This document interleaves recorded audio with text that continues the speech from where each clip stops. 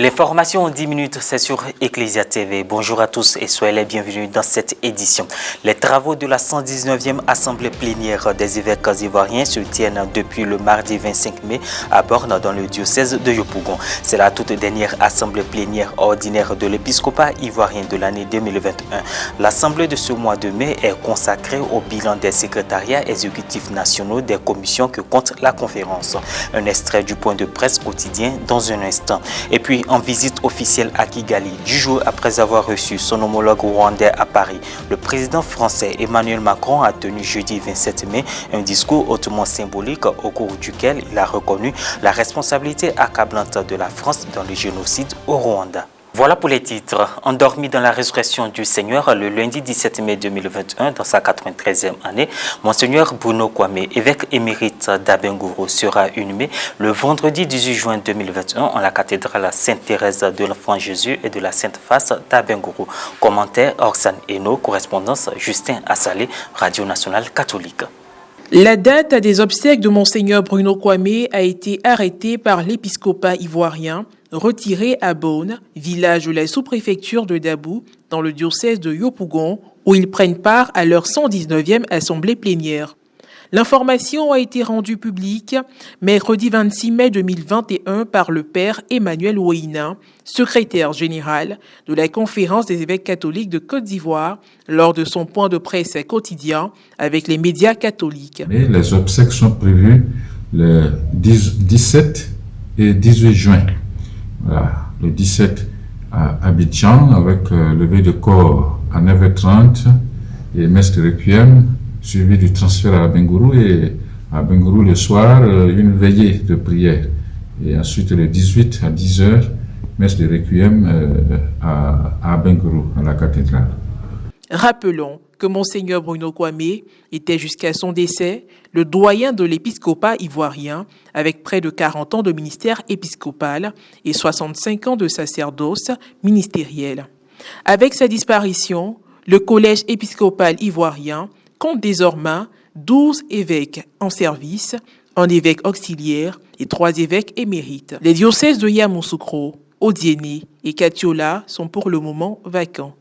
Les évêques ivoiriens tiennent depuis le mardi 25 mai jusqu'au dimanche 30 mai 2021 leur 119e assemblée plénière ordinaire à Borne, village du département de Dabou, situé dans le diocèse de Yopougon. Nous vous proposons un extrait du point de presse du mercredi 26 mai 2021 donné par le père Emmanuel Ouiné, secrétaire général de la Conférence des évêques catholiques de Côte d'Ivoire, avec les médias catholiques. Journée, donc la journée du mercredi, il y a eu l'évaluation des résolutions de la 117e Assemblée plénière et avec ensuite l'examen de la synthèse des rapports des secrétaires exécutifs nationaux. Au niveau de la catéchèse, les évêques ont estimé qu'il faut, par exemple, pour la catéchèse ou le catéchuménat des jeunes, trouver un temps suffisant pour l'étude de la Bible. Voilà. Et la question cruciale de la catéchèse doit être traitée en profondeur encore, puisque déjà en janvier 2017 à Katiola, il y a eu une lettre pastorale sur l'importance de la catéchèse dans la mission de l'Église en Côte d'Ivoire. Je pense que cette lettre n'a pas été suffisamment exploitée, pour ne pas dire qu'elle n'a pas été du tout exploitée, et les évêques veulent revenir dessus au mois de janvier 2022 pour traiter de cette cruciale question de la catéchèse, de l'implication et des évêques et des prêtres dans la transmission de la foi au niveau de la catéchèse. Et puis il y a eu aussi des débats autour de l'éducation catholique.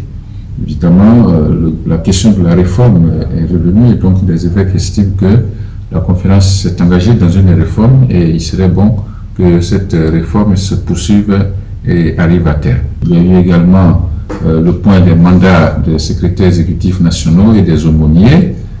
Bien entendu, il y a des secrétaires et des aumôniers qui restent, mais il y en a aussi qui font partie, donc la mission prend fin et qui seront appelés à faire valoir leurs compétences dans d'autres domaines du grand champ pastoral de l'Église. Voilà.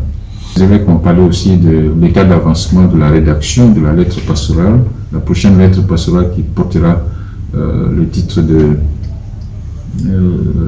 l'éducation en Côte d'Ivoire au service du développement humain intégral. Donc, ils ont amendé le plan de rédaction et demandé au comité de rédaction de présenter une première mouture avant le prochain conseil permanent au mois de novembre 2021. La question du congrès extraordinaire du clergé a été évoquée, mais justement pour parler de l'état d'avancement des préparatifs, c'est complètement bouclé avec un budget qui tourne autour de 60 millions. Évidemment, il y a une grande part qui revient à la conférence épiscopale, puisque c'est la conférence qui a voulu ce congrès extraordinaire. À l'accoutumée, le congrès des prêtres en Côte d'Ivoire est un congrès ordinaire qui se tient tous les 2 ans, donc c'est l'UFRACI qui engage le congrès, et donc supporté par les membres de l'UFRACI. Cette fois-ci, c'est la conférence épiscopale qui a souhaité ce congrès extraordinaire sur la vie et le ministère du prêtre. Par conséquent, c'est la conférence qui va supporter les frais, mais les diocèses sont sollicités aussi pour la participation en vivres. Voilà.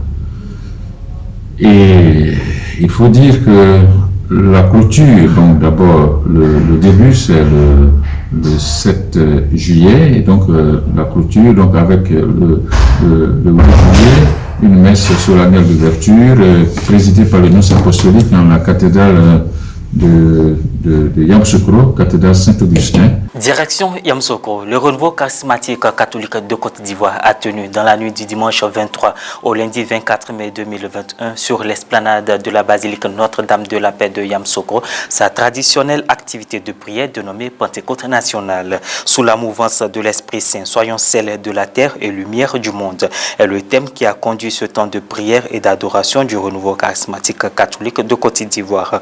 Intervenant sur le thème de ce ressourcement spirituel au pied de Marie Notre-Dame de la Paix de Yamoussoukro, Monseigneur Alessi Touabiyoulo, administrateur apostolique de ce diocèse, a exhorté les fidèles présents, plus de 50 000 venus de toutes les contrées du pays, à être des faisceaux de lumière pour empêcher le monde de sombrer de l'insipidité. Ce temps de prière a été marqué de plusieurs temps forts, dont la récitation du chapelet, louange, enseignement, messe et adoration eucharistique. La prochaine édition se tiendra en la Pentecôte 2023. À l'étranger, dans un discours destiné à mettre fin à 27 ans de tension entre Paris et Kigali, le président français Emmanuel Macron, en visite le jeudi 27 mai 2021 au Rwanda, reconnaît les responsabilités de la France dans le génocide de 1994. Il a estimé que la France avait un rôle, une histoire et une responsabilité politique à l'égard du Rwanda. Sans présenter d'excuses, il a dit espérer le pardon des victimes. Commentaire Morel Poti. En visite au Rwanda pour la première fois le jeudi 17 mai 2021, le président français Emmanuel Macron a reconnu les responsabilités de la France dans le génocide des Tutsis de 1994 au mémorial du génocide à Kigali. Reçu à Kigali jeudi par Paul Kagame, son homologue rwandais, le chef de l'État français a admis dans un discours devant le mémorial de Gizosi que le gouvernement avait ignoré les avertissements du massacre imminent. Le président français s'est appuyé sur le rapport Duclerc, un rapport commandé à des historiens qui conclut que la France n'a pas été complice, mais qui révèle l'aveuglement du président de l'époque, François Mitterrand. Nous avons tous abandonné des centaines de milliers de victimes à cet infernal huis clos. Au lendemain, alors que des responsables français avaient eu la lucidité et le courage de qualifier le génocide, la France n'a pas su en tirer les conséquences appropriées. Alors, en me tenant avec humilité et respect à vos côtés ce jour, je viens reconnaître nos responsabilités. L'une des plus importantes associations de soutien aux victimes au Rwanda a regretté que le président français n'ait pas présenté clairement des excuses de pardon dans son discours sur le rôle de la France dans le génocide. C'est ainsi que cette édition s'achève. Merci de nous avoir suivis. Merci de rester sur Ecclesia TV.